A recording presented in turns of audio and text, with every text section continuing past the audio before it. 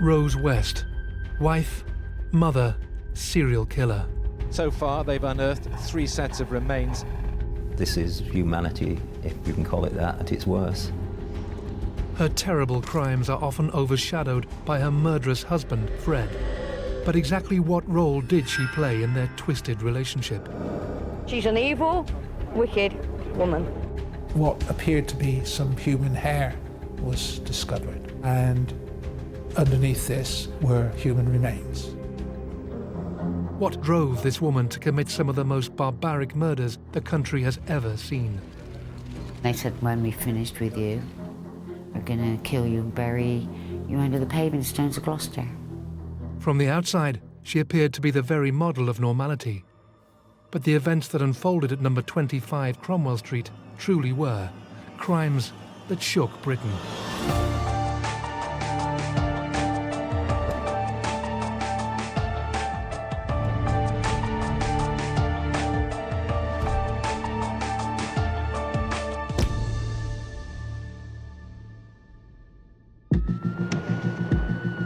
Hidden behind smoked glass and under heavy escort, Rosemary West was inside the courts building within 5 minutes.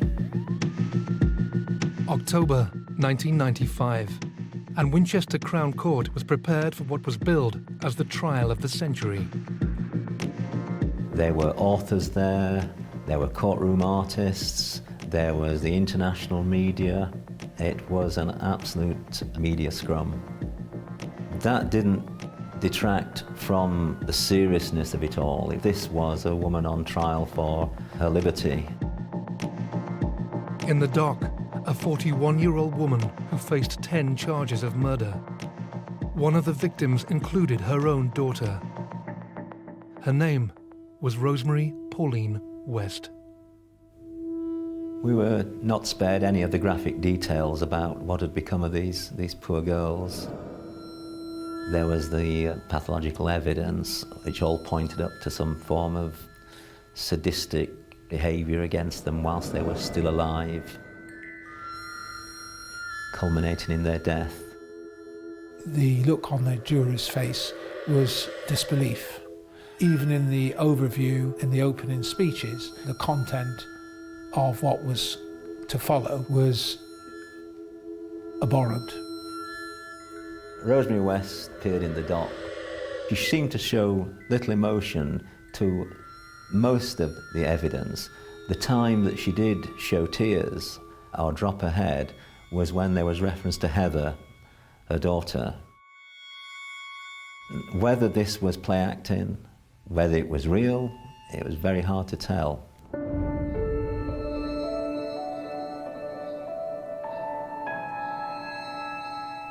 The events that led to Winchester Crown Court that October began years earlier, when Bill and Daisy Letts gave birth to their 5th child, a girl, who they named Rosemary. Rose was born 29th of November 1953 in a little seaside town in North Devon called Northam. It was very picturesque, quite remote in the winter, but in the summer, absolutely idyllic. Growing up in Northam, I have lovely memories, beautiful memories, really. It was all farmland, fields. We had the sea. And we just got up on school holidays. We lived down the farm, full of mud and sand, and there was always a big meal on the table. It was great. This idyllic environment belied a harsh home life for the Letts children, who grew up in conditions that were far from serene. Rose was clearly brought up in a very dysfunctional house. I mean, her father, Bill Letts, was a very strange man. Rose's father was a despot in his own home. So people would see this very charming man, but behind closed doors, he was very violent to his wife, Daisy. He was violent to some of the children. Rose was to some extent protected from that because he knew she was slightly slower than the other children. She could never keep up. And the other children would call her Dozy Rosie. There were a number of difficulties in the family, a number of abusive experiences that she had, that I think are useful in helping understand how she developed as a young girl and then as an adolescent, and then made her vulnerable to develop into the offender that she became. Then you have her mother, who suffered from severe depression. I mean, her mother was apparently being treated with electroconvulsive therapy when she was pregnant with Rose. We lived next door to the Letts family, and we all knew that the children had, well, they didn't have a good life. They never went out very much at all. They were never allowed to get dirty, them children, no. That's why they just walked around the garden. They didn't play in the garden, they just walked around all sort of stiff-armed and, you know, just walked around. And well, in the end, I don't think anybody bothered with the kids, really. You know, they weren't allowed out of that wall. As well as the violence at home, young Rose was also the victim of sexual abuse. I think Rose's sisters just wanted to get away from there, whereas, curiously, Rose kind of accepted the regime and was the subject of terrible sexual abuse from Bill Letts. When I took a proof of evidence from her, it was a sanitised version of her early life that she gave, where the darker, sinister side was dealt with by symbols almost. You know, there was this man in a dark cape and dark hat, almost a shadow, following her as a child when she'd walk. And that was about as near as she'd get. It might be the case that she learnt to placate her father through the sexual abuse that happened. She might also have particular ways of dealing with her father that mean that she escapes his brutality.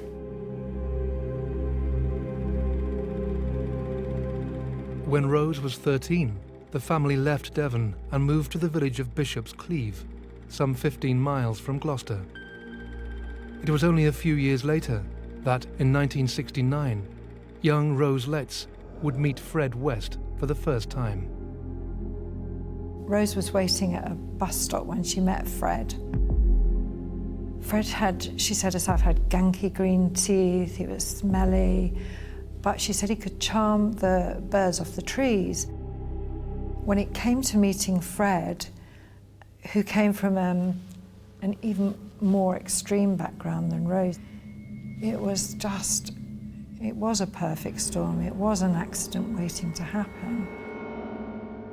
It is very often forgotten how she came to meet Frederick West in the first place and her age when she did. And that while she may have been young and perhaps somewhat sexually active, Frederick West, 12 years her senior, was a man of the world.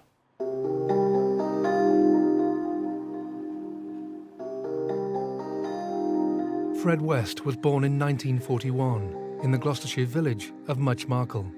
At the age of 21, he married Catherine Costello, also known as Rena. After a year of marriage and living in Scotland, Rena gave birth to a daughter, Charmaine, although it appears Fred was not her father. A year later, a second daughter arrived, Anne-Marie. The family moved to the southwest, but after a turbulent few years of marriage, Fred found himself bringing up the girls alone. All of a sudden, you've got him having this association with a young Rosemary West, who was quite attractive for her age, who had with him to look after 2 children. And she very quickly moved in with him into a caravan, and she was brought into whatever Frederick West's world was. Fred West's world was in fact dominated by sex. He harboured an interest in pornography, prostitution and sadism, and he was soon encouraging Rose to join in. A year later, and with Rose pregnant, Fred moved his growing family to a new home in Gloucester at 25 Midland Road. She was quite heavily pregnant by the time they moved to Midland Road. She would be 17 at this time. So you've got a 17-year-old who's got a baby. She has Heather, her first child, and then 2 little girls to look after. You have already this kind of strange sex life where Fred would want to spy on her, to push her to have sex with friends, you know, people that they knew in the road. All of this was a lot for a young girl to cope with. And, you know, what chance had she had just from home straight into this situation? Sometime in March 1971, when Rose had yet to turn 18, young Charmaine went missing. And whilst the Wests claimed she had gone to live with her natural mother and Fred's first wife, Rena, the truth was far more sinister.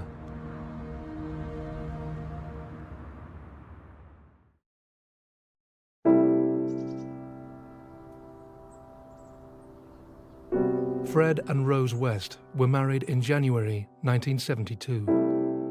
Later that year, the family moved from their flat in Midland Road to a new home at 25 Cromwell Street. Although Fred put bachelor on his marriage certificate, there was no record of him having divorced his first wife, Rena. Along with the couple were their children, Anne-Marie, Heather, and their new arrival, May. Of young Charmaine, the daughter from Fred's first marriage, there was no sign. 25 Cromwell Street is not a large property. It was small. It was even smaller by the time he had placed numerous small walls inside to make little cells of places where people could sleep. In moving to Cromwell Street, the Wests had overstretched themselves financially. To supplement Fred's income as a builder, he began altering the inside of the new house so it could accommodate lodgers. The house was on 3 floors and, as it turned out, a basement as well. But the rooms were very small and very close together. And to have a family there, and probably then half a dozen lodgers, the place would have been packed, and it would have been very difficult to come and go without hearing footsteps on the stairs. As well as rent from lodgers, Fred West also earned money on the side from minor criminal activities.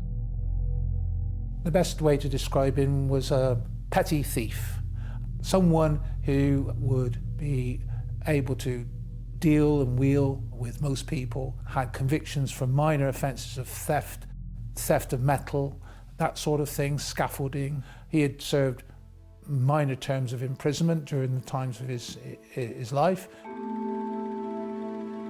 Only a few months after they moved to Cromwell Street, however, Fred and Rose would come to the attention of police for a far more serious matter. I met Fred and Rose when I was hitchhiking back in 1972. This car pulled up with a couple in, and the girl opened the window and started asking me where I was going, and she seemed really friendly, not much older than me. And they said, "Oh, we'll give you a lift as far as Gloucester." Caroline Roberts got on well with Fred and Rose, and when they offered her a job as their nanny, she was only too pleased to accept. I actually got on quite well with Rose straight from the start. I suppose it was because there was just a slight age difference. She was quite tactile as well. She liked to play, you know, she'd look at my hair and say, "Oh, I love your hair," and I think you've got lovely hair, lovely eyes. She's very tactile. Whilst she got on with Rose, Caroline grew concerned about Fred's behaviour. I realised after a couple of days of being there that he was very hands-on with Rose. He was forever grabbing hold of her. We would sometimes grope her over her clothes or put a hand up her skirt when she was doing something at the cooker. But worse was his bragging. He seemed to brag about really strange things as well. Like he told me, "If you ever get pregnant, don't you worry, because I can do abortions. I've done them before." But it wasn't till about a week before I left there that he mentioned Anne-Marie, who was 8. He said that she wasn't a virgin, and Anne-Marie was in the room at the time, and I saw her head go down, and I thought, I think maybe there might be some kind of abuse going on. When Fred and Rose asked Caroline to take part in an orgy, she decided to leave Cromwell Street. A month later, however, she would meet the Wests again when she was hitchhiking home, and they picked her up. She got out the car, Rose, and was smiling and just apologising. She said, "Oh, we're really sorry for what we said to you. We didn't mean anything by it." Suddenly, Caroline was attacked, knocked unconscious, bound with tape, and taken back to Cromwell Street. They took me up to the first floor front room. I kind of cooperated going into the room, even though I was taped up and everything. That is when Rose started to try and kiss me and touch me. And of course I panicked and started protesting again. And that's when I was threatened again, and then I was tied up. And that really was the beginning of a 12-hour night of being sexually abused, being beaten, being made to feel like I was about to be operated on. Rose to me was a mum and she was a friend, and yet she was betraying me and assaulting me and didn't seem to care about it. You know, I thought I was her friend. One stage, somebody knocked on the door, and I thought, I've got to take a risk now. So I shouted out, and with that, Rose panicked, put the pillow over my face, and tried to hold me down. The next thing I know, the pillow is taken off me, and I'm being picked up by the throat, and I've got Fred's face in my face. And he is so angry, and she's like behind him looking over his shoulder at me, and he's so angry. He said, "We're going to keep you in the cellar and let our black friends use you, and when we've finished with you, we're going to kill you and bury you under the paving stones of Gloucester." He said, "There's hundreds of girls there. The police haven't found them, and they ain't going to find you." And at that point, I kind of wished I was dead already. I wished the pillow had stayed, because, sorry, that really gets to me. It's the fact that he could so easily have just done that.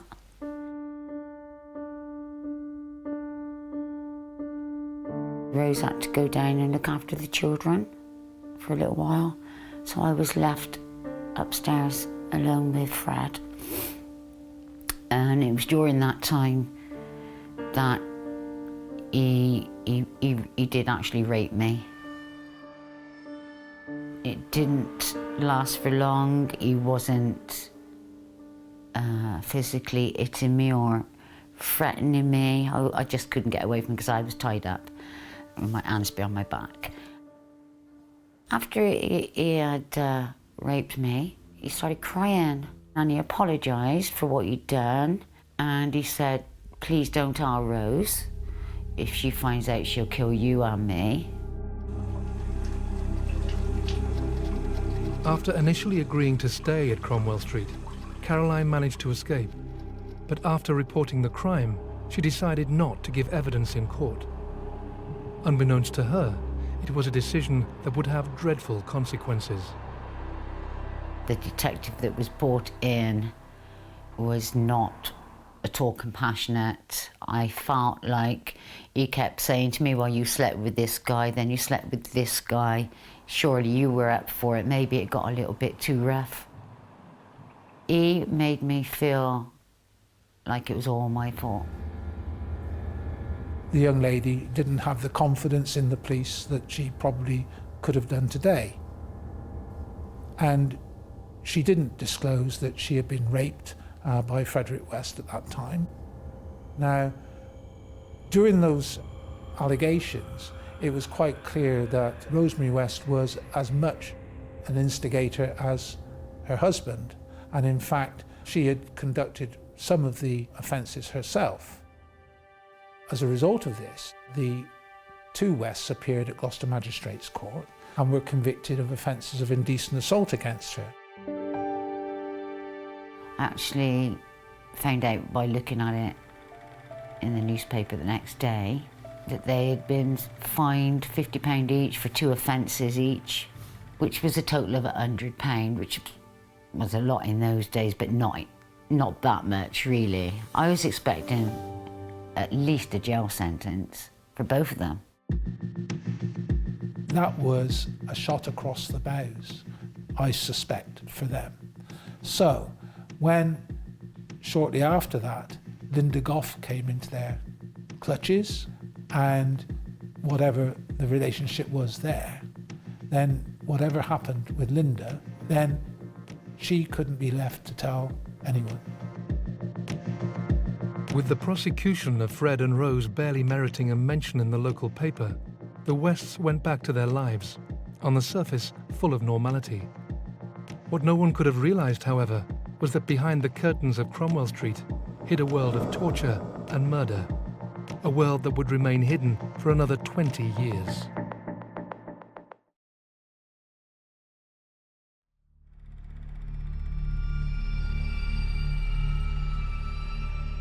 In the summer of 1992, a chance allegation of child abuse at the home of Fred and Rosemary West was the catalyst for one of the most shocking murder cases Britain had ever seen. In the heart of Gloucester, one 3-storey terraced home has become the focal point of the city's biggest ever criminal investigation. The secrets of number 25 Cromwell Street were about to be revealed. A police officer was patrolling in Cromwell Street when he was approached by a number of children. One of the children told the officer that he thought the children of the Wests were being abused in some way. The meeting took place that day, and as a result of that, a joint team of police officers and social workers went to Cromwell Street and searched the premises there and took the children into care. After interviews with the youngsters who were aged between 15 and 11, Fred and Rose West were both charged with abusing their own children, charges that were dropped weeks later when all the children decided not to give evidence. Some of the social workers started to talk to each other, and they made mention to one another that the children that they were looking after had made some conversation about Heather, who was the first daughter of Rosemary and Frederick West, saying that if you don't behave or you don't eat your tea, you'll end up under the patio like Heather. When this family threat was relayed to the police, they were justifiably concerned. During the abuse investigations, no trace of Heather could be found. She had seemingly disappeared. A lot of work had been done to try and locate her, which included interviewing both Frederick and Rosemary West. During the course of these interviews, Rosemary West had made assertions about how that she had come to leave. Frederick West had made the same sort of mention that they'd had a family argument, more often than not about her becoming a lesbian. All inquiries to trace Heather had failed. From what we could see, she'd just disappeared. So the surmise had to be that she was either out of the country or that she was dead. And so an application was made for a warrant to go and search the garden, dig up the patio. Detectives believe the solution to an 8-year mystery may be buried in the back garden of this terraced house in Gloucester.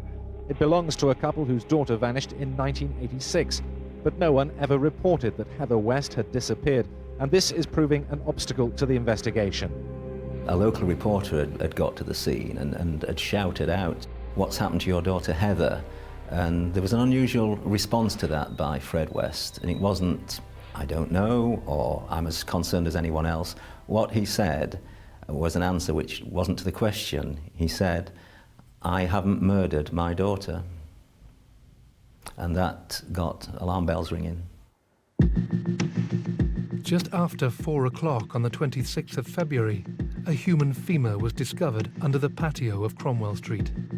Shortly after, this first bone had been found, what appeared to be some human hair was discovered. And underneath this were human remains. The covers have now been removed, revealing a gaping 4-foot trench in the back garden of number 25 Cromwell Street. The Home Office pathologist was called for, and on examining the excavations in Cromwell Street, he made a startling discovery. He expressed that he had found 2 more femurs and came out with a sort of glib comment that either that he had found the first 3-legged woman or there was another victim in the garden. Professor Bernard Knight was absolutely convinced that this other femur was of a young female. But who was she and why was her remains there? During the following hours, West was interviewed repeatedly, and by that evening he had claimed to be responsible for the murders of not only Heather, but also 2 other women, later identified as Alison Chambers and Shirley Robinson. Shirley was 8 months pregnant at the time she was killed. He said that this girl, called Shirley Robinson, was someone that had come to live in the house there, and that he had been having an affair with her, and unbeknown to Rose, and that although she was a lesbian, he had got her pregnant.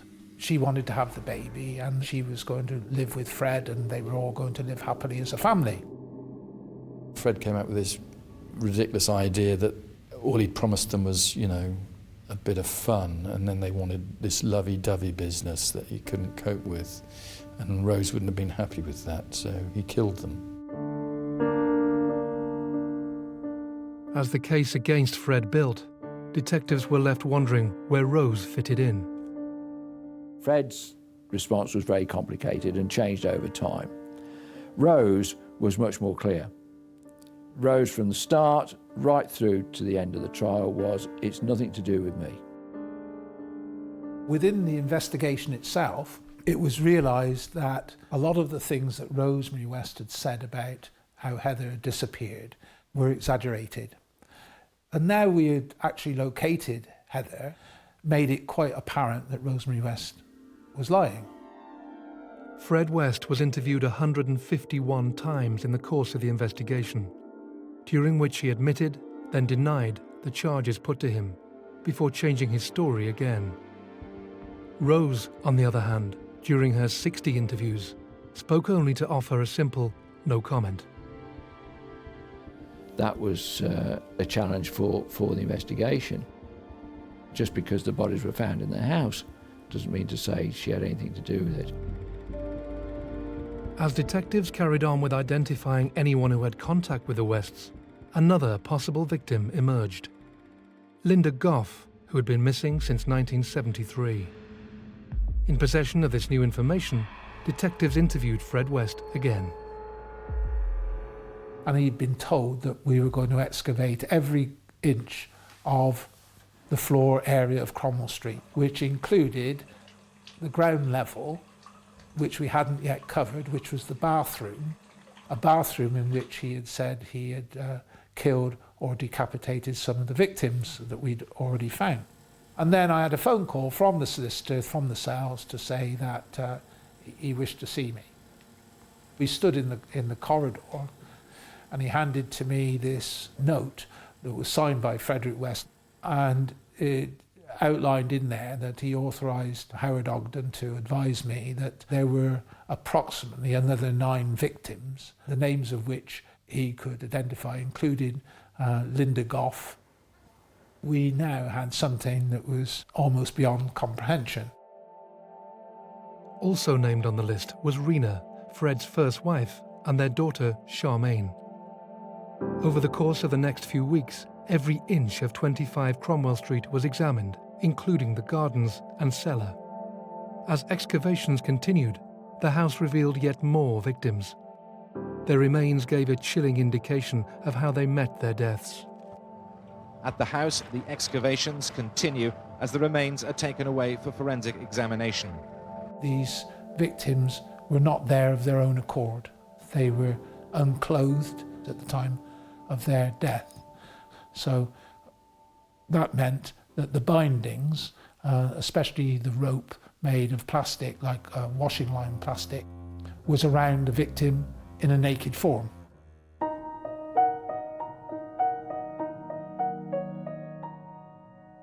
From the remains found in the garden and cellar of Cromwell Street, detectives confirmed that the victims had been bound and gagged with tape or clothing, presumably to keep them quiet as they were tortured.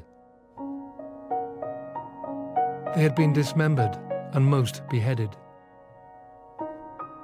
In some cases, small bones such as fingers, toes, and kneecaps had been removed and taken away.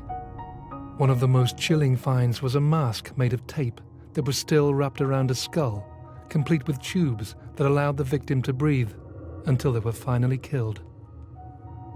The nature of the crimes was so gruesome that reporters covering the case were told to tone down their coverage. What we know about sexually sadistic homicides is that individuals who commit them, they enjoy the control and the power. But it's not just about control and power, because many sexual offenders, many people who commit offences enjoy control and power.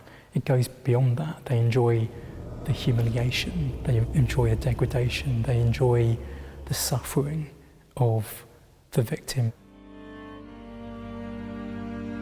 Between the 26th of February and the 8th of March, 9 sets of remains were found at Cromwell Street. They were Heather West, Rose's first child, last seen in 1987. Alison Chambers, who was 16 when she disappeared. Shirley Robinson, last seen in April 1978.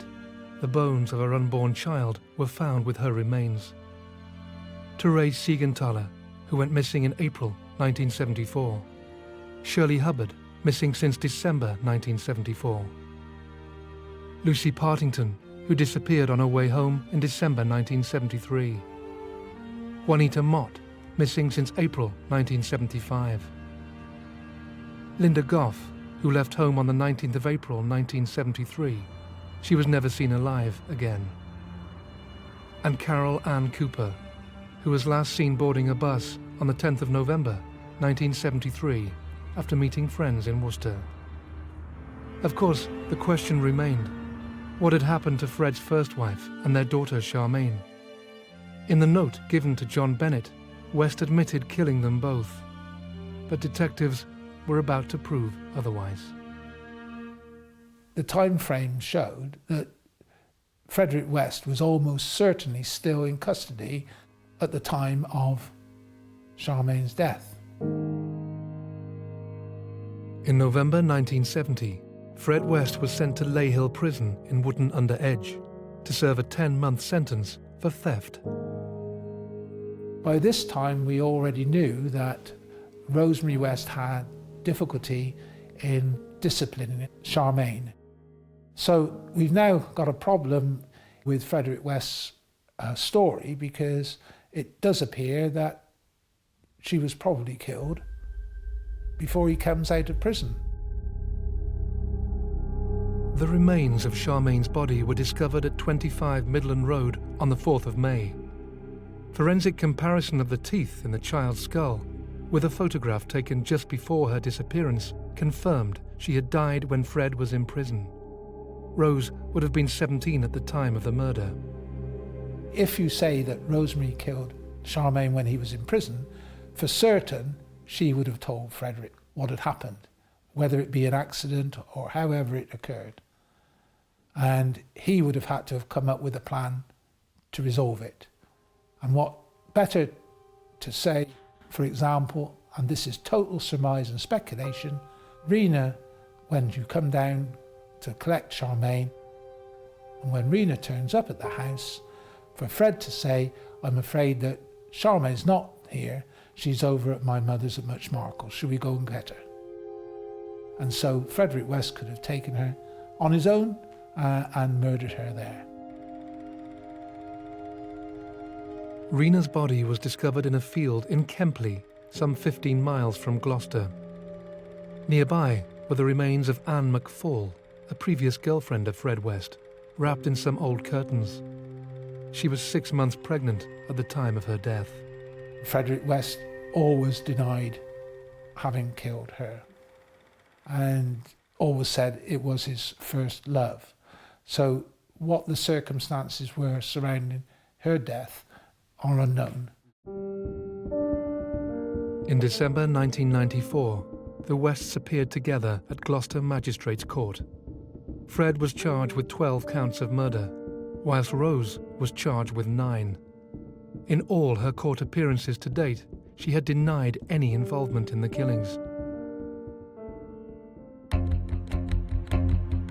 On New Year's Day 1995, news broke that threw the whole case against the Wests and their awful crimes into doubt.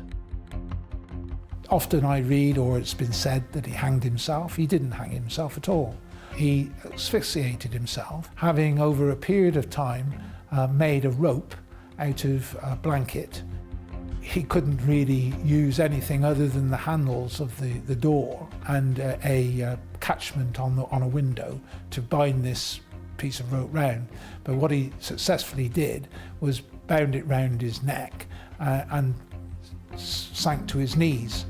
Detectives from West Midlands Police were back at the prison today, continuing their investigation into Fred West's death. Your thinking processes were, well, what has that done to the investigation? It not only had him cheating justice himself, it left the legal system with a problem. He and Rose had been jointly charged with most of the murders, but now it was Rose alone.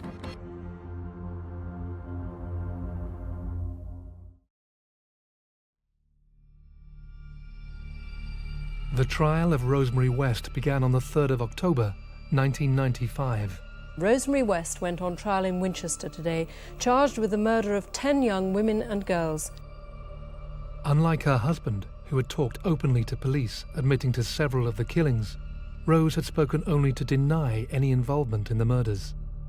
Now, with Fred dead, she stood alone in the dock to face 10 charges of murder. The evidence that was put to the court consisted of a number of facets, but most importantly there was the forensic evidence, then there was the evidence of the live witnesses, and then together with that there was the evidence that joined everything together, which was known as similar fact evidence. Similar fact evidence is circumstantial evidence.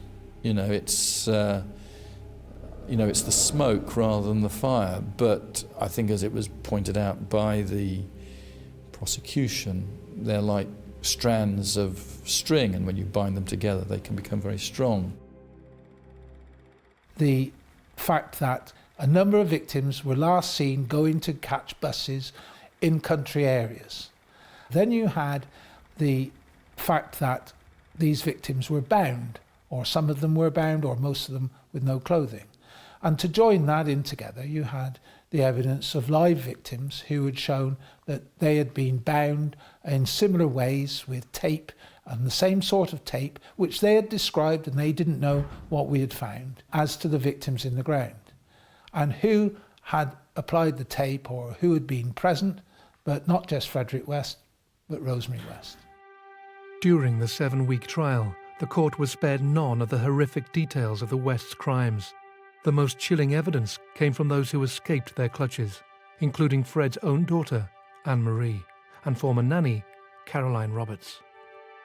When I went into the witness box, I could see her up to the left, and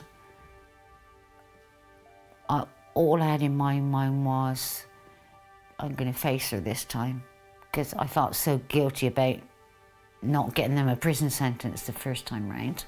If I'd got them a prison sentence, probably none of these girls would have died. Despite the evidence heard in court, the public still felt Fred West had escaped justice, and more importantly, prevented him revealing more about his and Rose's actions. There may have been more victims. There were questions that hadn't been answered about what had really happened to the victims. There'd been no clear admissions and explanations. There was the situation with Mary Bastholm, who had disappeared in very similar circumstances. Mary Bastholm was a 15-year-old girl who disappeared from Gloucester in 1968. She was a waitress at a cafe that he used to go to. It was an area of town he would have been very familiar with. He vehemently denied any involvement with Mary Bastholm. The police believed that it was to retain some kind of control. The fate of Mary Bastholm remains a mystery. Police no longer consider the case live, but have stated any new leads will be investigated. Rosemary West was found guilty today on 3 of the 10 murder charges she's facing. When the jury came back, they found her guilty of the murder of Charmaine at 25 Midland Road, the murder of Linda Goff, and the murder of Heather. Sitting there listening to that they had really considered the evidence. Now they have convicted her of a murder before she had ever lived at 25 Cromwell Street, the murder of Charmaine. And now they were convicting her of 2 murders that must have occurred when they'd already taken occupation at Cromwell Street. So it seemed to follow to myself and the investigating team that if she was guilty of those 3, then they must find her guilty of the ones in the middle. The jury agreed. After another night of deliberations, they returned the following day and convicted Rose West of the remaining 7 murders. My client is totally devastated. She wept uncontrollably after hearing the verdict of the jury. I acted for Rose for, 12 years. Would I have found her guilty? Well, possibly. Possibly. Put it this way, I wouldn't sleep at night if I was convinced she was innocent. And I do sleep quite well at night. Here was a husband and wife team that were doing some terrible things, and not just to the victims, but also, you know, the allegations of sexual abuse on their own children and so on. They were very strange people.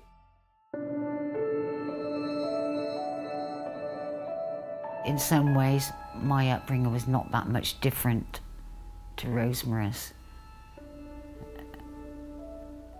I'm not sure what the difference is between us for her to be able to be coerced into the things she did. I think basically the difference is I've got a conscience, and I'm not sure that she has, and I definitely know that Fred West hasn't. Although the jury found her guilty, the exact role played by Rose West in the murders is still unclear.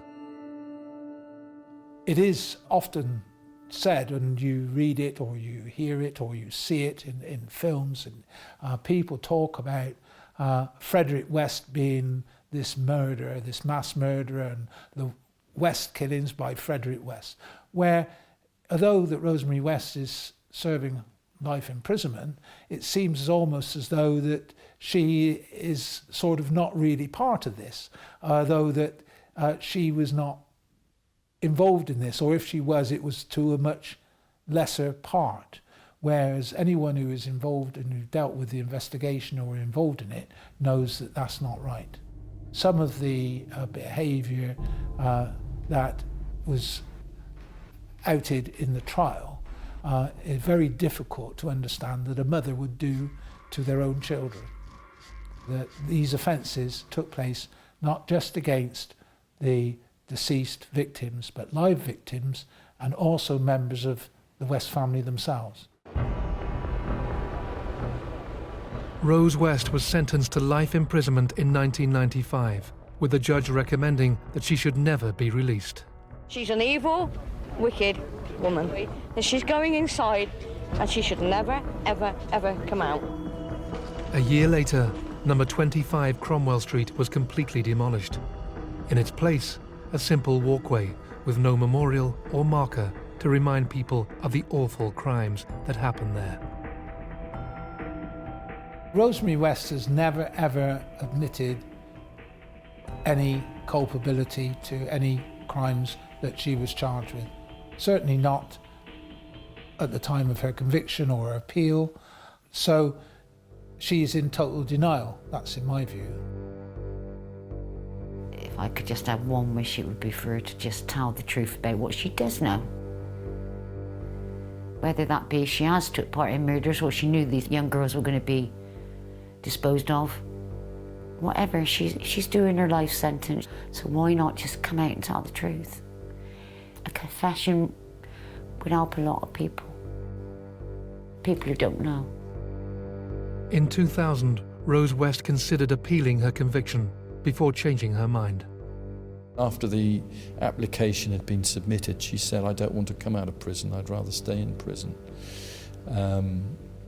And for the sake of her family and for the sake of herself, and she said she saw herself as making a life in prison. Well, people can always change their minds, you know, and I said that to her. But I also said, well, does that mean you're admitting all of this? And she said, no, I'm not.